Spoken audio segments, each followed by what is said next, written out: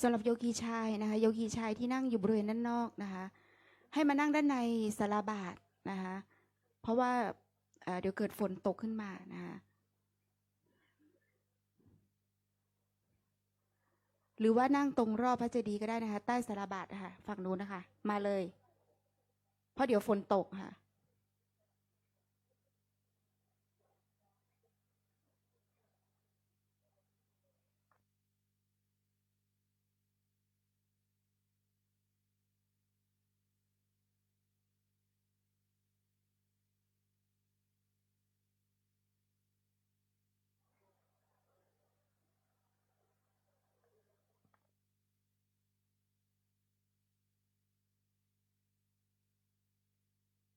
สำหรับที่นั่งคุณครูแล้วก็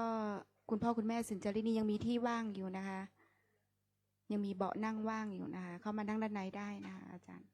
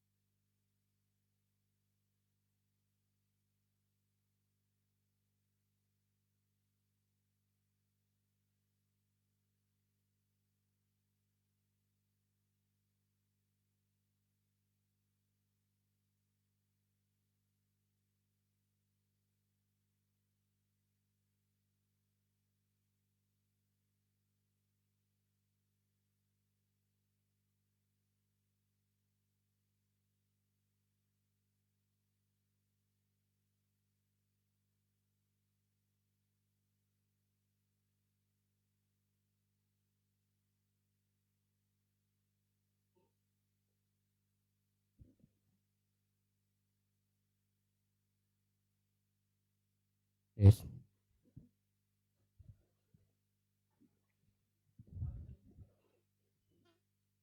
ขอ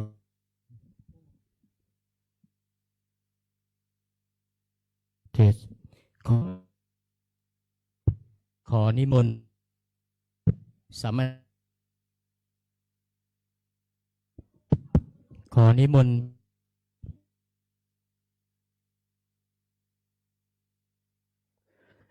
ขอนิมนต์พระภิกษุสงฆ์สามเณร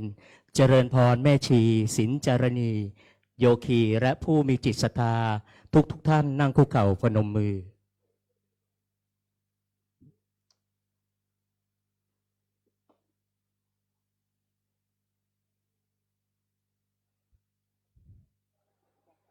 วางดอกไม้ก่อนนะพนมมือค่ะตอนนี้ท่านเจ้าคุณพระอาจารย์เดินทางมาถึงแล้วนะ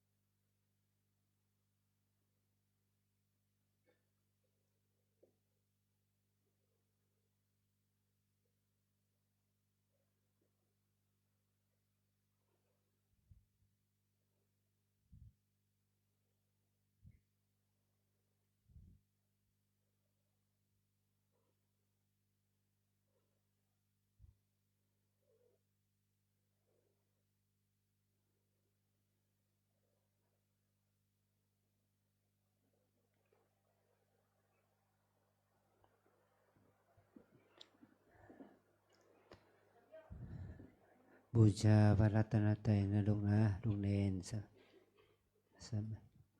ศิลาเจนี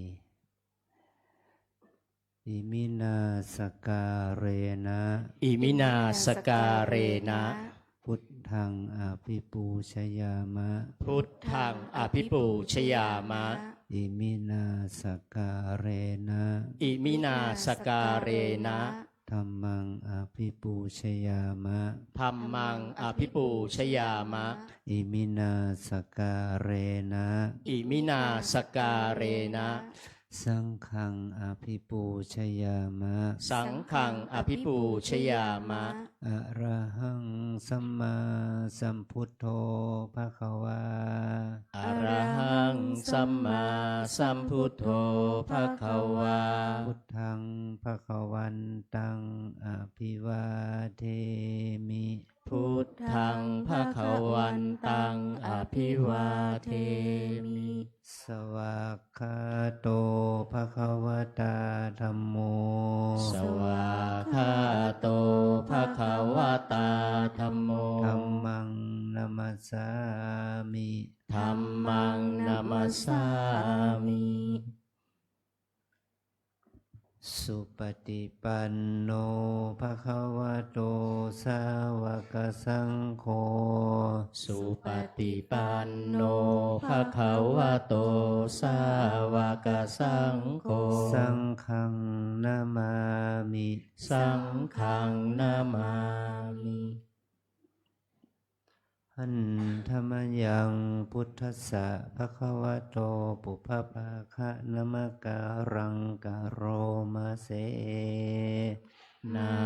โมตัสสะภะคะวะโตอะระหะโตสัมมาสัมพุทธัสสะนะโมตัสสะภะคะวะโตอะระหะโตสัมมาสัมพุทธัสสะนะโมตัสสะภะคะวะโตอะระหะโตสัมมาสัมพุทธัสสะ อัญชลี อัญชรีวันทาอภิวาทอัญชรีวันทาอภิวาทอัญชรีวันทาอภิวาทอัญชรีวันทาอัญชรี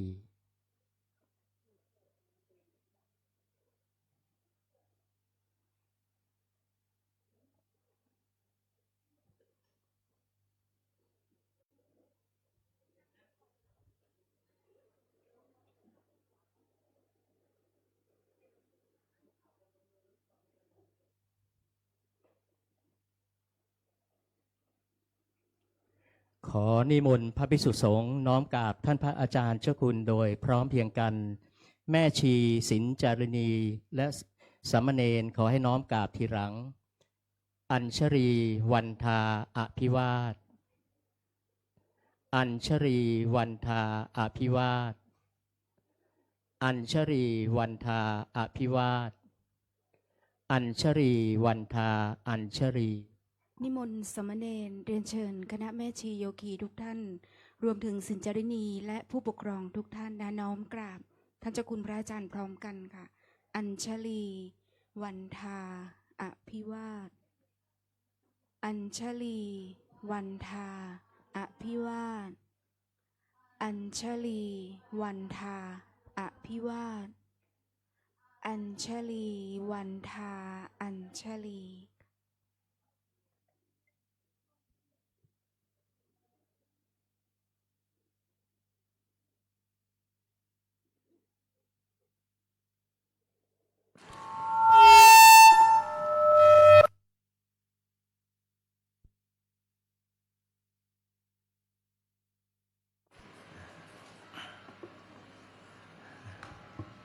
ลดเสียงหน่อย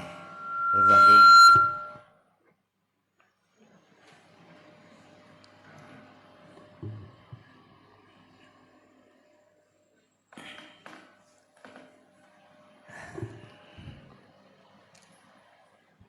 วันนี้เรา ได้มาทำบุญในวันพระนะลูกนะวันพระทำไมจึงเรียกว่าวันพระพอรู้ไหมไม่รู้นะเป็นวันพระภิกษุหรือเปล่าไม่ใช่วันพระภิกษุนะวันพระคำว่าพระนี่แปลว่าคำว่าพระมาจาก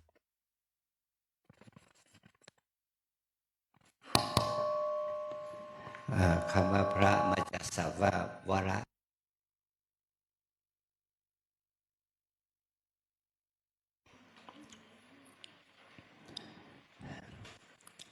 คำว่าพระมาจาก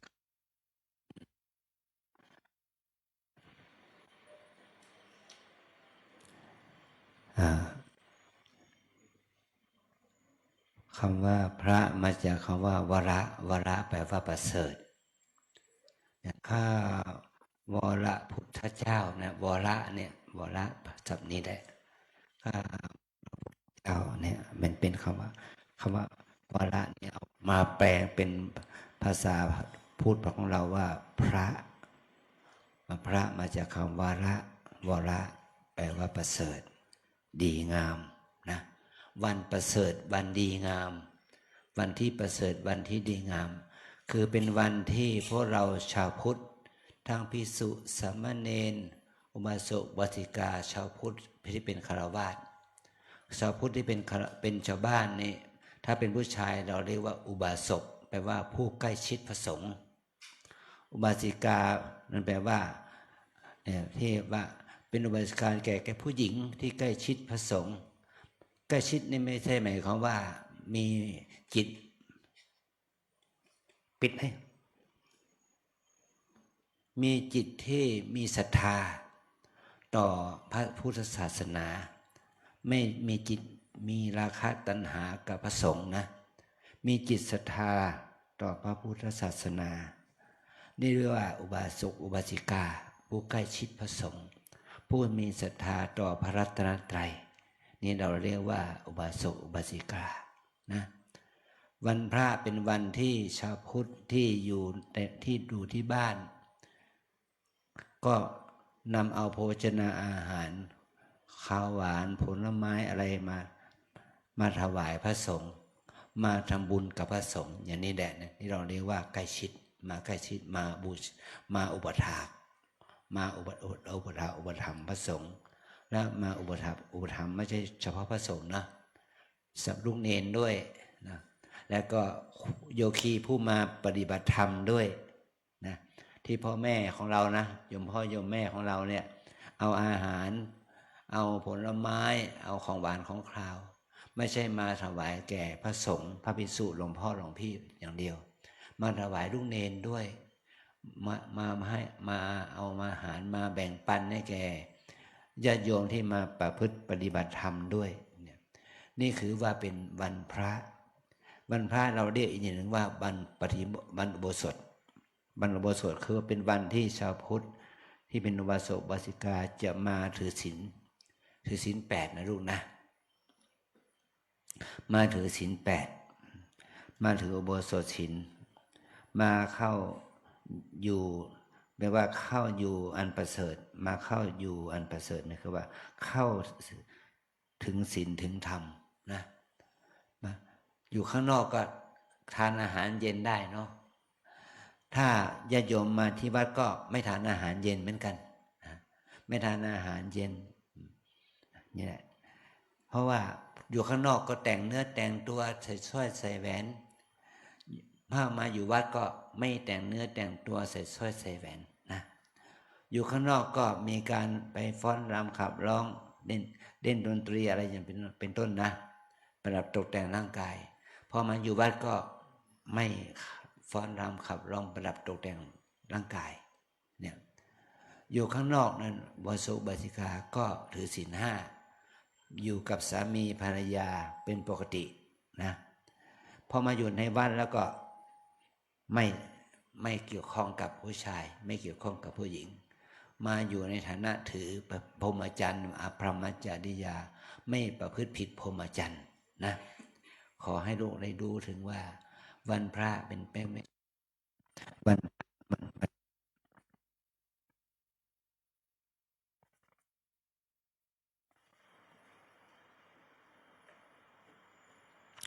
วันพระนี่จึงว่าเป็นวันอันประเสริฐเป็นวันที่ดีงามนะเป็นวันอันประเสริฐเป็นวันที่ดีงามที่เราจะต้องทำความดีด้วยกันเราจะได้ทำประโยชน์สดก่อให้เกิดความดีงามทางด้านจิตใจไปด้วยกันเราไม่ใช่ว่าทำบุญตักบาตรตอนเช้าเท่านั้น เราจะต้องทำความดีตั้งแต่คืนหนึ่งวันหนึ่งกับคืนหนึ่งนะลูกนะเรียกว่าวันอุโบสถเนี่ยเราจะต้องทำความดีตลอดวันตลอดคืนนั่นนะเนี่ยขอให้เราได้รู้ถึงคุณค่าหรือความหมายของวันพระนะขอให้เราได้รู้จุดประสงค์เป้าหมายวันนี้เรามีกิจกรรมพิเศษขึ้นมาตอนค่ำเนี่ยเรามีกิจกรรมเกี่ยวกับการเวียนเทียนลูกเนนเคยเวียนเทียนไหมลูกบางคนบางรูปไหนไม่เคยเวียนเทียนขึ้นสิที่ไม่เคยเวียนเทียนเลยอย่างนี้มีไหมบางองค์ยังไม่เคยเวียนเทียนนะของบางองค์ก็เคยเวียนเทียนมาแล้วเนี่ยขอเราได้เรียนรู้ถึงว่าการประทับศีลเนี่ยจะต้องมีกิจกรรมเรียนเทียนเนี่ยภาษาอินเดียโบราณเขาเรียกว่าประทักษิณในสมัยพุทธกาลเนี่ยถ้ากษัตริย์พราหมณ์แพทย์สวดเหล่านั้นที่เป็นอุบาสกอุบาสิกาเนี่ยที่ได้มาฟังธรรมะของพระพุทธเจ้าแล้วก็เกิดความศรัทธาเลื่อมใสในคำสอนของพระพุทธเจ้าประกาศตนเป็นอุบาสกอุบาสิกาเป็นประกาศตนเป็นอุบาสกอุบาสิกาท่านเหล่านั้นก็ทำการประทักษิณเรียกว่าเดินเวียนขวารอบองค์นะ3 รอบเรียกว่าประทักษิณเดินเวียนขวาเนี่ยนะเราประทักษิณนี่เป็นบุญการประทักษิณนี่เป็นบุญอย่างหนึ่งนะบุญท่านจัดว่าเป็นบุญที่สูงกว่าบุญทานนะเป็นบุญที่สูงกว่าบุญทานบุญศีลบุญภาวนาการบรรทักษิณนี่อยู่ในกลุ่มของบุญศีลบุญที่เกิดจากการอ่อนน้อมการอ่อนน้อมนี่ภาษาพระเราเรียกว่าอัปปจายนะมยกุศลอัปปจายนะมยกุศลหมายความว่ากุศลที่เกิดจากการอ่อนน้อมเนี่ยการบุญกุศลที่เกิดจากการอ่อนน้อมนี่เกิดจากที่เราทำกันทุกวันเนี่ยเรากราบเราไหว้เนี่ยลูกเรายกมือไหว้เรากราบ3 หนอัญชลีวันทาอภิวาทเราต้องน้อมต่อคุณของพระพุทธเจ้าคุณของพระธรรมคุณของพระสงฆ์อ่อนน้อมต่อคุณของพ่อของแม่นะถ้าเราเป็นเด็กที่เราได้ทำการกราบไหว้คุณพ่อคุณแม่ก่อนเราบวชนะเรามีการอ่อนน้อมไหว้เท้าของพ่อของแม่นั่นแหละนั่นเป็นบุญกุศลอย่างดียิ่งนะเป็นบุญนั้นเกิดจากการอ่อนน้อมนี่จะทำให้เราเกิดในสกุลสูงจะทำให้เรามีอวัยวะผิวพรรณวันหน้าตาไม่พิกลพิการแข็งแรงสุขภาพดีนะเนี่ยบุญกุศลนี่เขาจะเป็นอานิสงส์แก่เรานะการอัปปจายนะคือการอ่อนน้อมเนี่ยมันเป็นความดีงามที่มันก็คล้ายเป็นวัฒนธรรมนะเหมือนกับการไหว้เนี่ยเป็นวัฒนธรรมไม่ใช่ของคนไทยมาแต่เดิมเป็นของคนอินเดียมาแต่เดิมการกราบไหว้เนี่ย การไหว้นี่มีสีลักษณะมีสีความหมายนะลูกนะการไหว้เรามีสีความหมายนะบางคนไหว้เพราะอะไรเพราะคน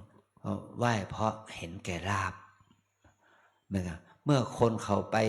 ขอหวยอย่างนี้นะขอหวยขอเบอร์ขอสิ่งศักดิ์สิทธิ์เนี่ยไปไหว้สิ่งศักดิ์สิทธิ์นั่นเป็นไหว้เพราะเห็นแก่ลาภนะพ่อแม่บางคนแต่งงานไม่มีลูกไปไหว้สิ่งศักดิ์สิทธิ์ขอเจ้าพ่อเจ้าแม่ให้ได้ลูกนี่ก็คือไหว้เพราะเห็นแก่ลาภอยากจะได้ลูกเนาะพ่อแม่ก็อยากจะได้ลูกนั่นแหละนะนี่ก็ไหว้เพราะเห็นแก่ลาภวันพรุ่งนี้หวยออกเนาะวันนี้ไหว้พระธาตุเจดีย์ไม่ใช่ไหว้เพราะศรัทธาเริ่มใสนะไหว้ขอหวยแบบนี้นั่นนี่แหละเพราะเห็นไหว้เพราะเห็นแก่ลาภนะเพราะว่าตนเองอยากจะได้มีเงินมีทองร่ำรวยเนาะก็ไหว้แล้ววันอื่นไม่ไหว้เพราะอยากขอหวยเพื่อให้ถูกหวยอย่างนี้แหละนะเนี่ยเด็กๆก็เหมือนกันไหว้เพราะอยากจะสอบเข้าโรงเรียนที่ดีๆไปไหว้ครูบาศรีวิชัยอธิษฐานขอให้สอบได้อย่างนี้ไหว้เพราะเห็นแก่ลาภเหมือนกันเราจะต้องไหว้เพราะเห็นเพราะเรากราบเราไหว้เราก็กราบไหว้ครูบาในฐานะที่ว่าครูบาเป็นคนมีปัญญาขอให้เราเนี่ยได้ขยันอ่านหนังสือขอให้เราได้ขยันเรียนฟังตั้งใจฟังครูขอให้เราได้มีสติมีสมาธิขอให้เราได้บุญกุศลเพื่อจะได้เอาบุญกุศลนี้เอาไปศึกษาไปเรียนในวิชาที่สูงขึ้นไปเพื่อเป็นประโยชน์ต่อครอบครัวต่อสังคมต่อประเทศชาติอันนี้เราไหว้ไม่ใช่ไหว้เพราะเห็นแก่ลาภเราไหว้เพราะด้วยปัญญาเพราะเราไหว้เพราะนึกถึงความดีงามนั่นนี่นะดูนะอันไหว้ข้อที่สองการไหว้ของคนเราก็คือไหว้เพราะความกลัวพยะวันทนาลาภะวันทนาไหว้เพราะเห็นแก่ลาภอันที่สองพยะวันทนาไหว้เพราะกลัวไหว้เพราะกลัวนี่เราเดินทางจากเชียงใหม่ไปลำปางเนี่ยเราจะผ่านดอยขุนตาลเนาะภูเขาดอยขุนตาลนะลูกนะจะสังเกตเห็นไหมลูกถ้าพ่อแม่ของเราขับรถไปเองเนี่ยพ่อแม่ต้องกดแตรแป๊บๆอย่างนี้นะพ่อกดแตรเพราะว่าแสดงความเคารพกับไหว้เจ้าพ่อขุนตาลไหว้เพราะกลัวว่าเราจะประสบอุบัติเหตุบ้างนะไหว้เพราะกลัวว่าถ้าเราไม่แสดงความเคารพอาจจะประสบอุบัติเหตุเพศภัยเราไหว้เพราะว่ากลัวอำนาจของวิบากกรรมบางอย่างเพราะเรามีเวรมีกรรมบางอย่างเราจึงกราบจึงจะไหว้สิ่งเหล่านั้นเพื่อให้เราไม่มีเวรไม่มีกรรมนะอันนี้คือไหว้เพราะกลัวนะอันที่สามไหว้เพราะการไหว้ของเราไหว้เพราะเราอยู่ในวัฒนธรรมประเพณีของการไหว้ใช่ไหมเด็กๆต้องไหว้พ่อแม่ลูกศิษย์ไหว้ครูบาอาจารย์อย่างต้นพระสงฆ์นิกรไหว้พระเจ้าอยู่หัวนะนี่เราไหว้เพราะเราถือตามวัฒนธรรมประเพณีนะลูกนะนี่เราเรียกว่ากุลอาจาระแปลว่าเป็นการไหว้ตามวัฒนธรรมของตระกูลหมายความว่าไหว้ตามวัฒนธรรมของชนเผ่าของเรานะชนชาติของเราอย่างนี้เราไหว้คนไทยยกมือไหว้แต่คนจีนเขาไม่ยกมือไหว้นะเขาในหนังเขายกมือไหว้กันไหมเขาเอามือทำยังไงนะเนี่ยแสดงความเคารพเนี่ยแหละมันเป็นไม่ใช่ยกมือไหว้นะและคนถ้าเป็นคนชาวอิสลามล่ะคนอาหรับอย่างเนี้ยเขาไม่ได้ไหว้กันเนาะเขากอดกันนะเขากอดกันจูบกันนะจับมือกันอย่างเงี้ยจับมือก็พวกฝรั่งมากกว่าเป็นคนชาวยุโรปนะ ชาวคริสเตียนเนี่ยเขาต้องจับมือเช็คแฮนด์กันใช่ไหมเช็คแฮนด์กันนี่เป็นคนวัฒนธรรมยุโรปนะคนคริสเตียนนะชาวคริสต์นะแต่ปัจจุบันนี้วัฒนธรรมการไหว้นะมีไปทางยุโรปละนะเมื่อวันก่อนอาจารย์ได้ดูทีวีอย่างเนี้ยนายมาครองนะเอ็มมานูเอลมาครองมันยกมือไหว้ที่เขาประกาศรับรองรัฐปาเลสไตน์เขายกมือไหว้เนี่ยมีช่วงหนึ่งเขายกมือไหว้นะเนี่ยวัฒนธรรมการไหว้เนี่ยมันไม่ใช่วัฒนธรรมของคนไทยต้องเป็นวัฒนธรรมที่เป็นวัฒนธรรมของชาวอินเดียแต่ไทยเรานี่รับวัฒนธรรมของอินเดียมาเราก็เอาวัฒนธรรมของชาวอินเดียมาปรับปรุงให้เข้าสู่ภาวะที่เป็นการไหว้เป็นเป็นการไหว้ที่มีเทคนิคมีวิธีการมีขั้นตอนเนี่ยเรียกกุราจระวรรณนานี่เราไหว้ถ้าลูกไหว้หลวงพ่อละลูกจะต้องยกมือไหว้ยกอวันทานี่ที่ไหนนะแล้วเรายกมือไหว้พระรัตนตรัยไหว้พระพุทธเจ้าเนี่ยเรายกมือวันทาเอามือไว้ที่ไหนเรายกมือไหว้คุณพ่อคุณแม่เราวันทาของกับพ่อกับแม่เรายกมือไหว้เอานิ้วมือไว้ที่ไหนนะเราเจอเพื่อนฝูงเจอเพื่อนเราจะยกมือไหว้วันทาเอามือไว้ที่ไหนนะเนี่ยเรายกมือไหว้คนที่ด้อยกว่าเราเด็กประถม1ประถม2เนี่ยเขายกมือไหว้เราถ้าเราเป็นเด็กเหล่านั้นจะยกมือไหว้เอายกมือวันทาไว้ที่ไหนมันมีกฎเกณฑ์นะลูกนะมันมีกฎเกณฑ์ที่เรียกว่ากุลาจาระพรรณนาเนี่ยถ้ายกตัวอย่างท่านมาสาธิตหน่อยเนี่ยลูกเนนองค์หนึ่งมาสาธิตหน่อยถ้าลูกหันหน้าไปหาหลวงพ่อนะถ้าลูกเป็นผู้น้อยเนี่ยนะหลวงพี่เป็นผู้ใหญ่เป็นผู้อาวุโสเนี่ยถ้าเรายกมือไหว้ผู้ใหญ่เนี่ยเราปนมมืออัญชลีเนี่ยยกมือไว้ที่อกนะวันทาเนี่ยไหว้ครูบาอาจารย์เนี่ยเอาหัวเอาไม่โป้งจุดจมูกตั้งจมูกนะแล้วก็เอานิ้วชี้แตะหน้าผากนี่วันทาครูบาอาจารย์ถ้าท่านเป็นผู้ใหญ่ท่านจะยกมือไว้ที่ไหนยกมือไหว้ที่อกเนี่ยนี่เพราะว่าลูกต้องไหว้ยกมือไหว้ที่ถูกต้องนะแ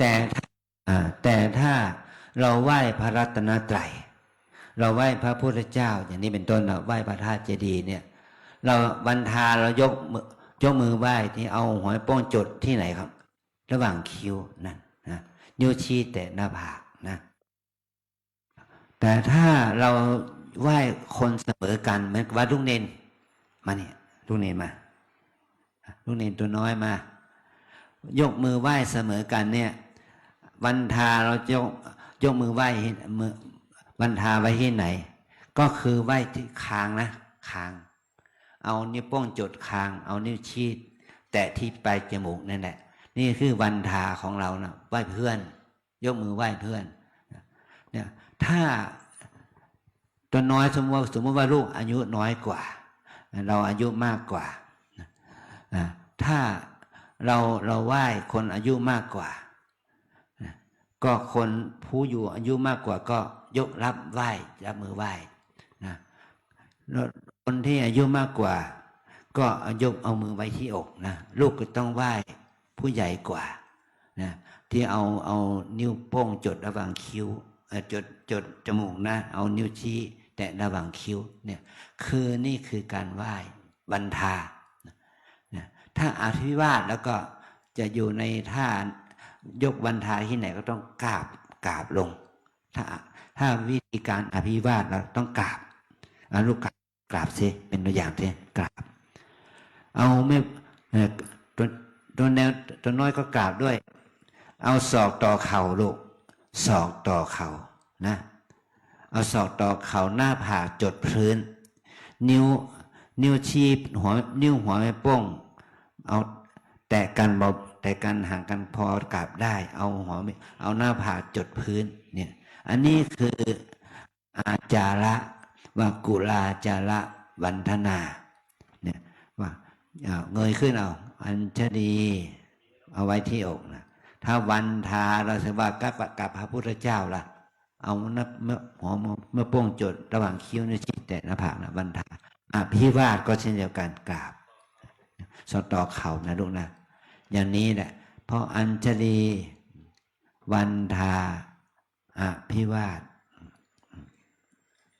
ถ้าครั้งสุดท้ายก็อัญชลีวันทาอัญชลีไว้ที่อกแล้วก็มือวางที่หน้าขาเนาะอันนี้คือกุราจาระวันธนานะลูกนะไหว้ตามประเพณีวัฒนธรรม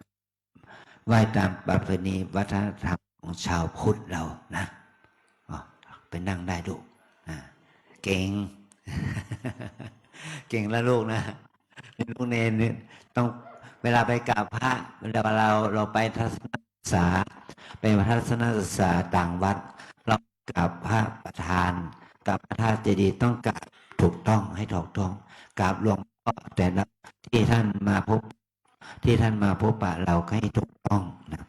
เรากราบพระเจดีย์กับพระพุทธรูปให้ถูกต้องเนี่ยคือว่าเป็นกุ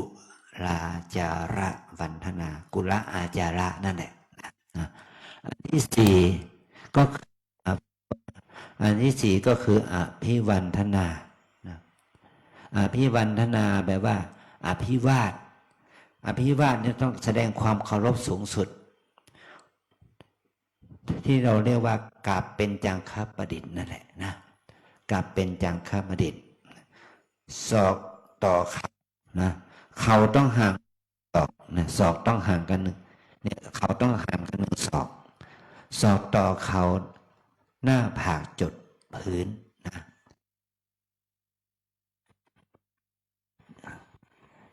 ศอกต่อเข่าหน้าผากจดพื้นนะอันนี้คือการกราบแล้วก็ไม่ยกสะโพกด้วยนะไม่ยกก้นด้วยถ้าเป็นผู้หญิงล่ะถ้าเป็นลูกหญิงผู้หญิงเนี่ยเป็นบุบาสิกาคนย่าคนยายคนป้าคนอาเด็กๆก็จันนะเด็กเยาวชนก็ตามเราต้องเอาสองแนบเข่าโดยการที่ว่าเรานั้นได้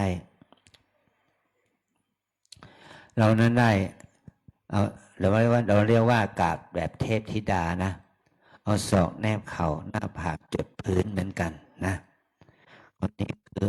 นี่คืออาจาระที่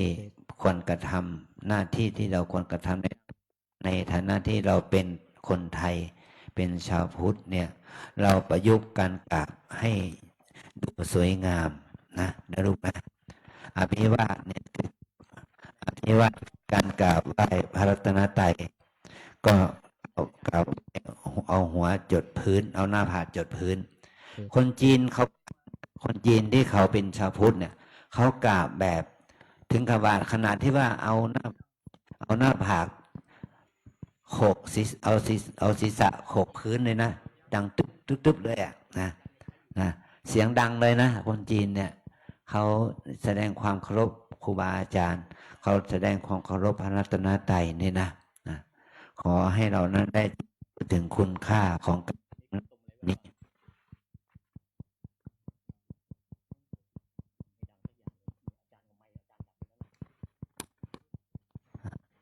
ทำไมไม่ต้องมาเสียเสียตอนนี้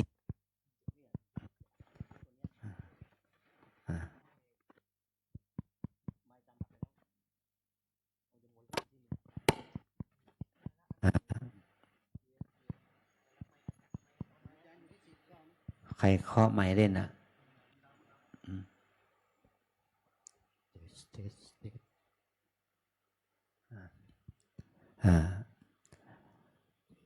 การกราบนี่เขาเรียกการไหว้เนี่ยถือว่าเป็นมหากุศลเป็นบุญที่เกี่ยวกับการที่เราทำกิจกรรมนี้ถือว่าเป็นการบำเพ็ญความดีขั้นศีลใหม่บุญอันเกิดจากการรักษาศีลนะลูกนะ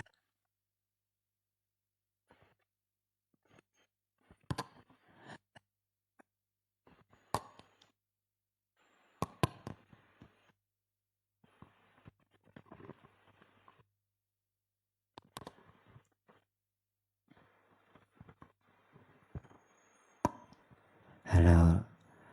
เราหน้าที่ของเรานี้เราจะตอนนี้เราจะเวียนเทียนกันเนาะเราจะเวียนเทียนกัน เพื่อที่จะทำให้เราได้ทำบุญเกี่ยวกับประทักษิณต่อพระพุทธเจ้าต่อบูชาต่อคุณพระพุทธเจ้าคุณพระธรรมคุณพระเราก็จะได้มีการเวียนเทียนกันธรรมชาติให้โอกาสแก่เรานะฝนตกตั้งแต่ตอนบ่ายนะลูกนะตอนนี้ถึงเวลา20:00 กว่าฝนหยุดนะฝนหยุดแล้วนะฝนหยุดแล้วเราจะรีบทำการเวียนเทียนกันหน่อยเนาะเดี๋ยวฝนจะตกแล้วเราจะเสียโอกาสเนาะหลวงพ่ออยากจะพูดกับเราสัก1 ชั่วโมงแต่โอกาสที่ธรรมชาติจะให้เราอย่างนี้ได้หรือไม่ก็จะทำให้เรานั้นได้ถือโอกาสในการเวียนเทียนให้เราเวียนเทียนกันนะแล้วก็ค่อยมานั่งสมาธิภาวนากันเนาะและทำความดีในการให้ทานเราก็ให้ทานรักษาศีลภาวนานะได้สารรักษาศีลภาวนาไปด้วยกันเอาละอย่าไปเล่นเสียงมัน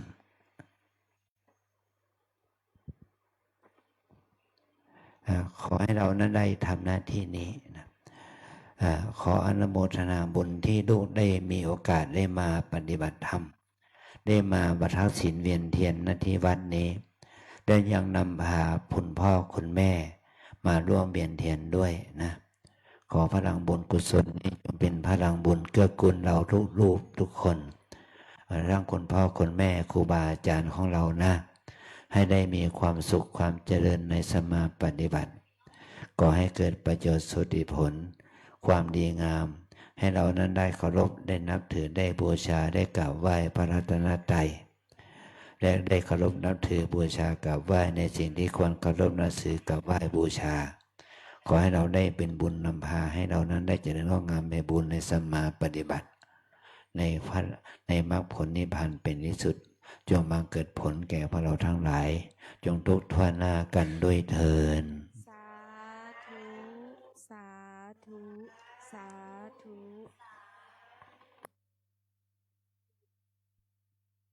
ตัวน้อยมาเป็นตัวแทนนะกราบยังไงกราบให้ถูกล่ะอัญชลี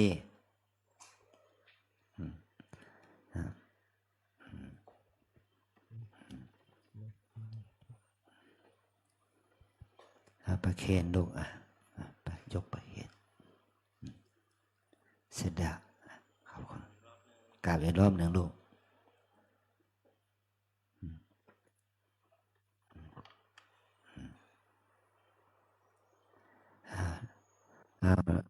ลูกเนนและก็คุณพ่อคุณแม่ครูบาอาจารย์และศิราเจนีและแม่ชีโยคีเราทั้งหลายได้รับพรนะลูกนะ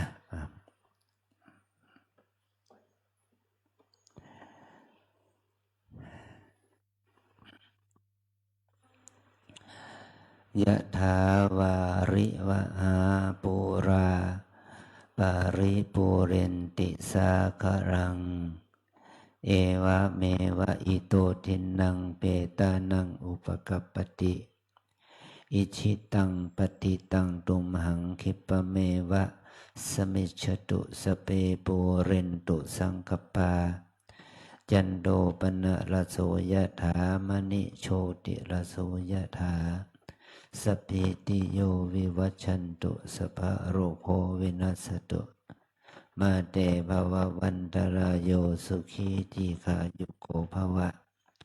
อภิวาทนาสีลิสะนิจังวุธาปจายโนจตารโอธรรมาวัฏันติอายุวันโนสุขังพระลัง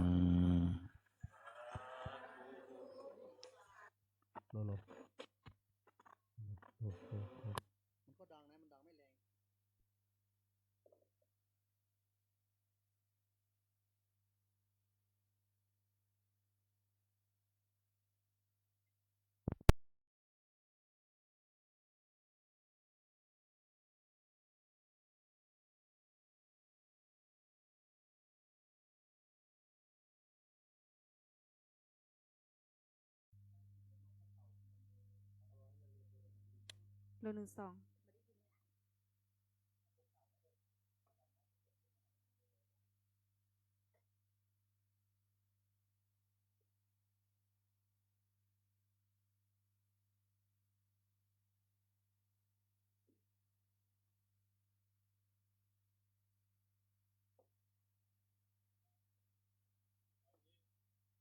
โล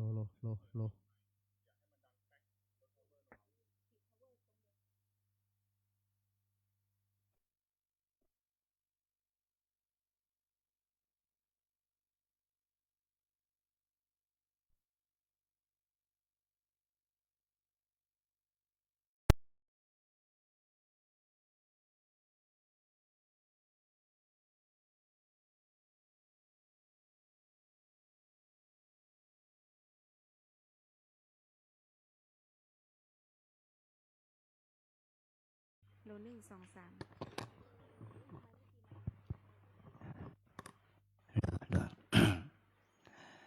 กล่าวคำบูชาพระรัตนตรัยนะลูกนะ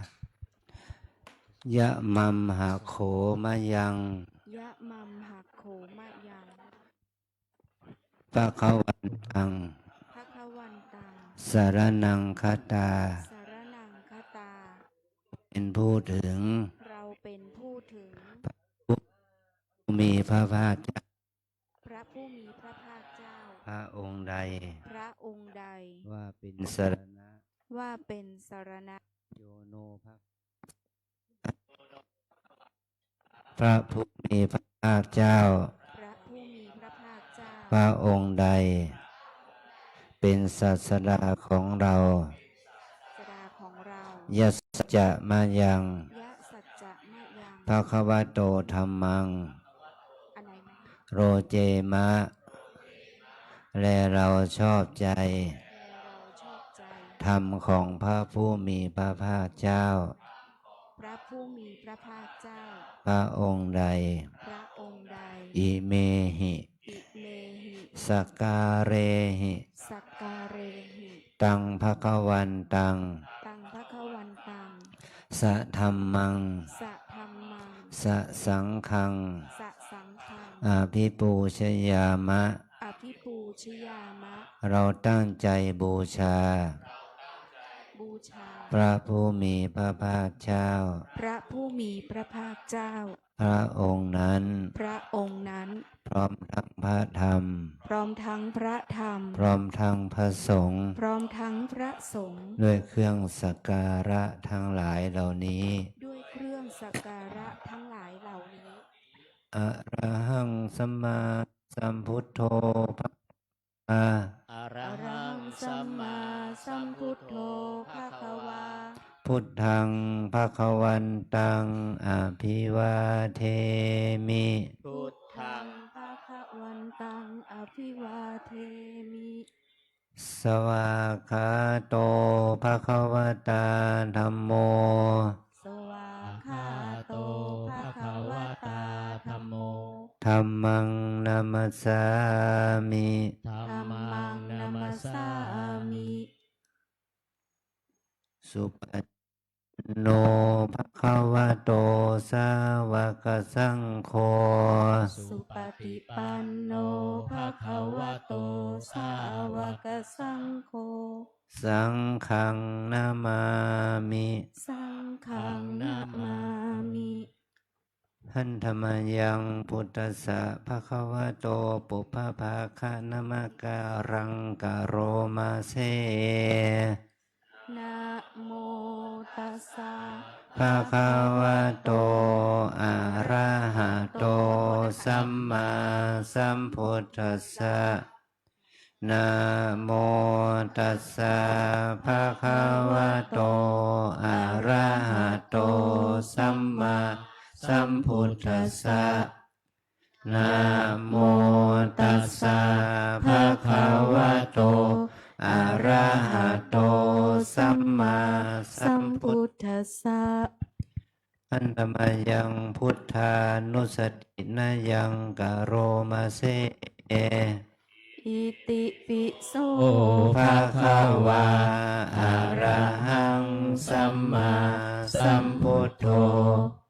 วิชาจารณสัมปันโนสุขโตโลกวิทูอนุตตโรปุริสธรรมสารทิสัทธาเทวมนุษย์สานังพุทโธภควาติกาเยนะวาจายวเจตสาวาพุทเทกุกัมมังปะกตังมายายังพุทโธปฏิคันหตุอัจจยันตังกาลันตะเลสังวริตุงวะพุทเท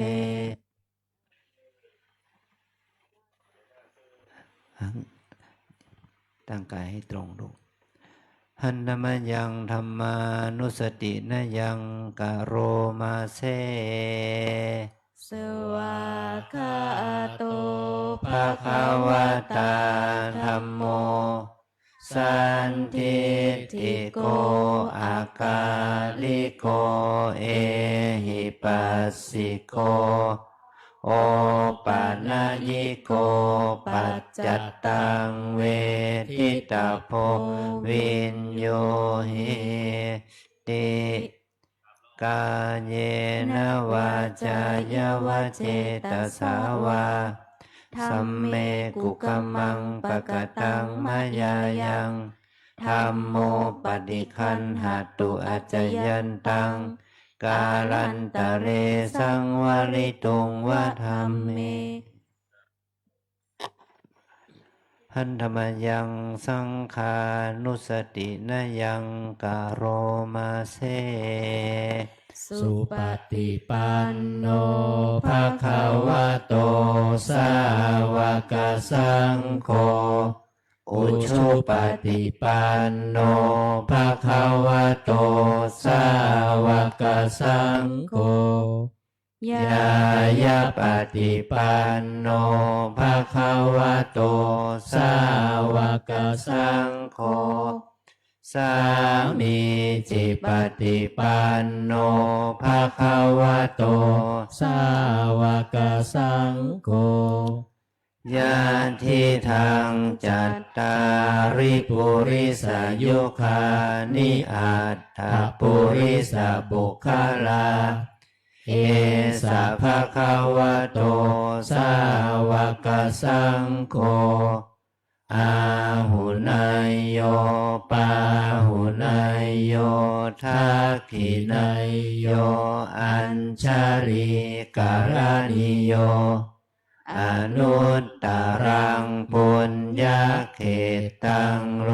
กัสสาติกาเยนะวาจายวเจตสาวาสังเคกุกัมมังปะกตังมายายังสังโฆปฏิคันหตุอัจจยันตังกาลันตะเลสังวริตุงวสังเค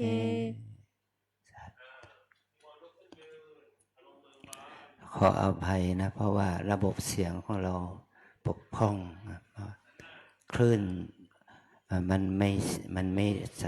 ขึ้นอินเทอร์เน็ตมันไม่เสถียรต้องขออภัยด้วย เพราะว่า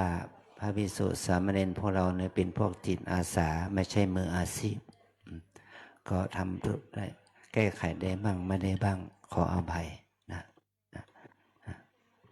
ตรงนี้ค่ะคุณครูคะเอาแถวรอเดี๋ยววิธีจะขั้นให้เข้าแล้วก็เข้ามาทีละสี่ถอยหลังมาถอยหลังไปนิดนึงถอยหน่อยเดี๋ยวพระอาจารย์จะเดินมาถึงค่ะขออนุญาตใช้เสียงนะคะตอนนี้นะคะขอให้โยคีนะคะจัดแถวเรียงสี่นะคะเราสินจารินีเราจะต่อแถวรอท่านเจ้าคุณพระอาจารย์ตรงนี้นะคะจัดแถวเรียงสี่รอนะคะแล้วก็จะเป็นทางฝ่ายต่างชาตินะคะจะอยู่ด้านหน้าวิหารหลวงพ่อตะโปนะสำหรับโยคีทุกท่านนะคะจัดแถวเรียงสี่นะคะเดินไปต่อที่ด้านหน้าวิหารหลวงพ่อตะโปเลยค่ะแล้วก็จะเป็นแถวขบวนของญาติโยมที่มาจากด้านนอกนะคะคุณพ่อคุณแม่สินจารินีแล้วก็สามเณรนะคะเรียงตามลำดับนะคะแล้วก็ ค่ะต่อท้ายพระภิกษุสามเณรนะคะก็จะเป็นแม่ชีนะคะแม่ชีแล้วก็สินจารินีก็จะ